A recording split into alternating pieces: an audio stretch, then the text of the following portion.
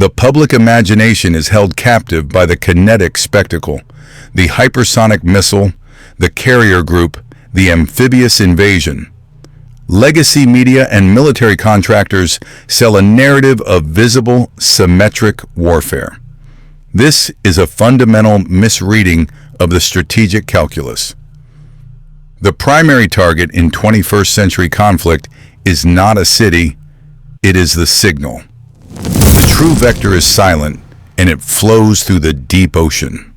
Reports from CSIS confirm that over 97% of all intercontinental data, from trillion-dollar financial transactions to classified military communications, travels through a few hundred fiber optic cables laid on the seabed. These are the unprotected arteries of the global order. The cost to deploy a specialized submarine drone to sever these cables is a rounding error in any state's military budget. The impact, however, is a systemic solvency crisis. Market liquidity vanishes. Command and control is severed. This isn't hybrid warfare, as seen in the shrinking strategic depth of Taiwan. It is the precursor to total systemic isolation, the blueprint for a zero-cost decapitation strike. The second vector is orbital, not the costly destruction of satellites, but the cheap, deniable blinding of their sensors with ground-based lasers. When a superpower loses its eyes in the sky and its nerves on the ocean floor, it becomes a blind leviathan. It retains absolute kinetic power, but it is thrashing in the dark, unable to process data or project force with any precision. A blinded state is a cornered state. It cannot absorb low-level asymmetric attacks indefinitely. When its complexity becomes its liability and its conventional options are neutralized by silence, its strategic protocol is reduced to a single mathematical certainty: escalate to a domain where vision is irrelevant and dominance is absolute. This is the launch-on warning trap. The pivot to asymmetric escalation is not an offensive strategy. It is a defensive protocol triggered by a national solvency crisis. When a state's internal liabilities, political instability, demographic collapse, economic insolvency exceed its capacity to govern, the regime faces a choice: systemic dissolution or externalizing the crisis. War is not the objective. It is the financial instrument used to prevent a domestic default. The trigger for Russia's kinetic action in Ukraine was not imperial ambition.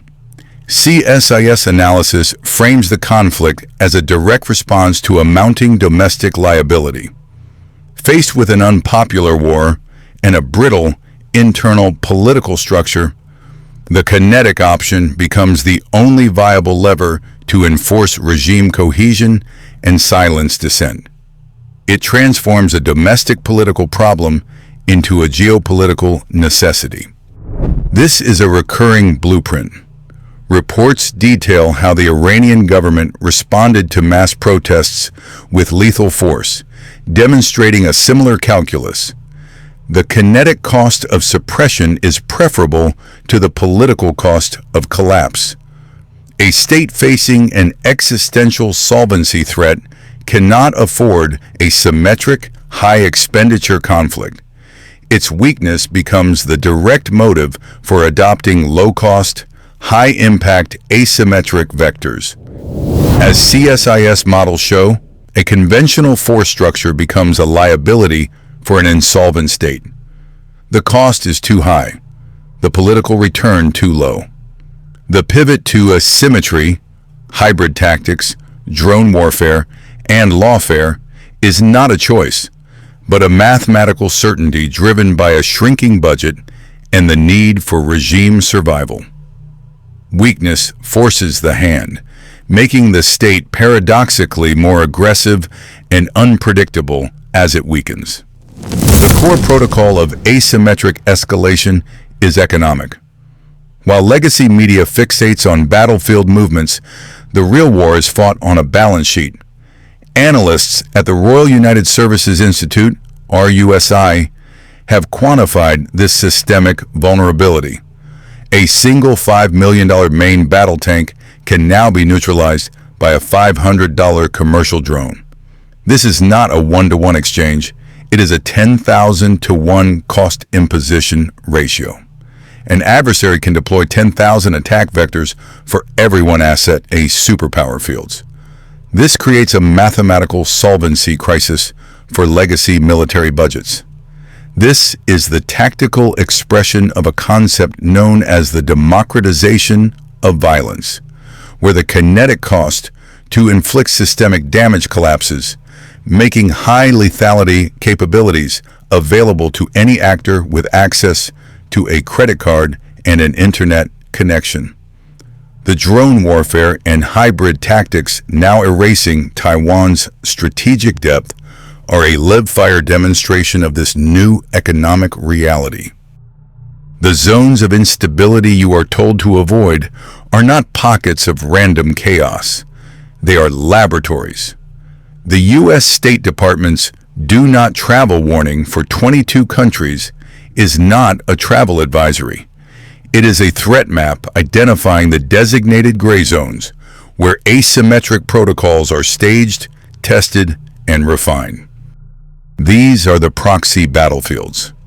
Data from CSIS points to active conflicts in Yemen and Somalia as prime examples. Here, the kinetic cost of testing hybrid warfare models is externalized, while the strategic data is internalized by the sponsors. State and non-state actors use these environments to calibrate the precise payload needed to achieve systemic disruption against a complex adversary. The objective is to perfect low-cost, high-impact vectors. The drone warfare and hybrid tactics now erasing Taiwan's strategic depth, as documented by the Global Taiwan Institute, were not invented for that strait. They were battle-hardened in the gray zones. The strait is merely the graduation exercise. This staging is not limited to failed states. Analysts at RUSI now warn of internal fragmentation in Western-aligned nations, citing Canada or South Africa as potential internal gray zones. The goal is to stress test social and economic cohesion from within, turning a superpower's domestic landscape into another attack surface. The gray zone is the incubator. The tactics perfected there: engineered migration for demographic pressure, lawfare for institutional paralysis, drone swarms for kinetic exhaustion, are designed for one purpose: to inflict 1,000 cuts on a superior power.